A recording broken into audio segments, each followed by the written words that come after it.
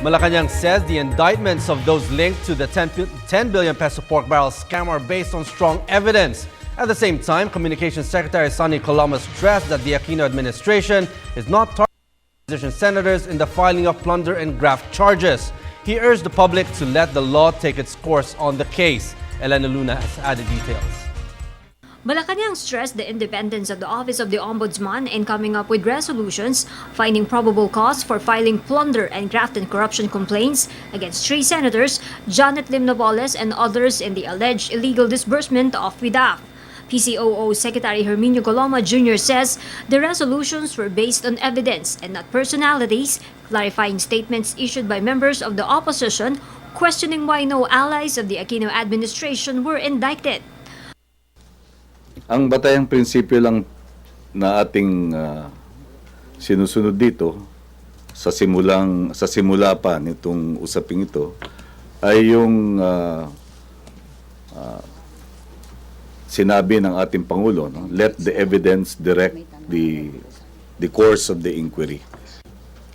Yung separate findings ng NBI at ng field investigations ng Office of the Ombudsman ang naging batayan doon sa promulgation nila ng kanilang resolusyon hinggil sa kasong ito. Kaya sa sa buong proseso ay nasunod yung patakaran na dapat ito ay nakabatay sa ebidensya na walang kinikilingan at walang pinapaboran.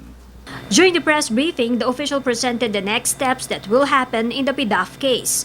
The senators and other respondents will file their motion for reconsideration to be evaluated by the Ombudsman within 60 days. An information will then be filed with the Sandigan Bayan.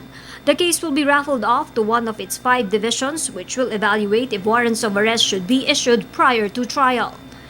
Yung mga proseso pong ito ay pangasiwaan ng hukuman. Ang tungkulin po namin sa sangay ng ehekutibo ay sundin ang mga direktiba ng hudikatura na patungkol sa proseso ng batas.